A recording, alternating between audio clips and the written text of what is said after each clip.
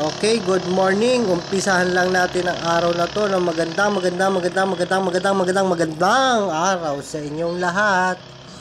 Konting clip lang kasi gusto ko lang maipakita ang likod ng aming bahay kasi kanina habang nagbumuni-muni ako, bigla akong naalala ang kabataan ko.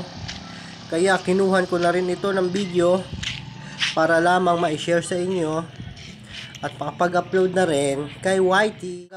Mga alas 10 pa lang pero wala pa masyadong dumadaan at papunta ngayon sa likod ng aming bahay para ipasilip ang magandang tanawin. Yan ang babuyan na hindi na ginagamit at konting ayos pa. Hindi na pala aayusin yan dahil ganyan na yan. Mapagod ka lang, okay na yan. Punta na tayo doon sa kabilang ibayo. At ayan na ang kabilang ibayo. Dahil dyan sa lugar na yan, naalala ko ang aking kabataan nung naglalaro pa kami ng mga dahon ng kawayan. Hindi kawayan, dahon ng bigas at tawag dyan. Bahala na. Pero kapag naglalaro kami dyan noon, lumilipad ang mga dahon-dahon na yan kapag nag-aani. Kaya naglalaro kami dyan ng bahay-bahayan, nagsalusaluhan, patintero, at kung ano-ano. Ano ba yan? Luksong baka, ganyan-ganyan. Yan, naalala ko lang, kaya napabideo lang ako. At yan ang nasa papunta naman ng ilog na pagitan ng bahay namin at ang palayan na yan. Ayan na. Kaya nabidyohan ko lang dahil bigla akong naalala nung kabataan ko. Diyan sa ilog na yan, madalas naman kaming maglaro ng kung ano-ano.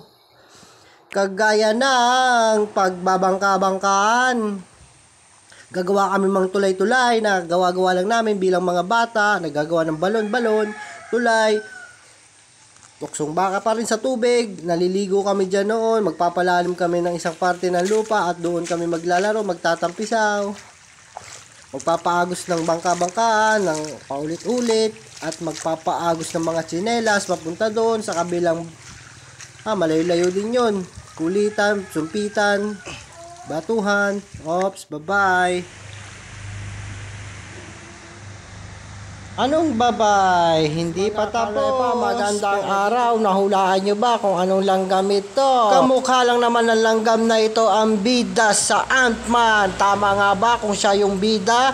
Hindi. Baka ikaw na ang maging bida kapag nakagat ka ng langgam na ito dahil ang langgam na ito meron panusok sa likod o sting. Hindi yung sting na nabibili natin sa tindahan, kundi ang sting na taglay niyang proteksyon. At kung inyong titignan o laliman na natin na parang balon sa kabundukan. Hindi ko alam kung endangered na ang species na ito, pero mukhang bibira lang natin itong makita. Kaya bago ko pakawalan o palayain ang kakaibang nilalang o baka inkanto na to, ay papatusok muna ako bago ko ito pakawalan at palayain papunta sa kanyang natural na tirahan. At dito ko na muna tatapusin ang aking video. Salamat sa panonood nyo at maglalakad pa ako papunta sa kabundukan para pakawalan ang nilalang na ito. Wag lang sana ako maingkanto ng mga kaibigan niyang kulto. Bye bye, paalam, hanggang sa muli.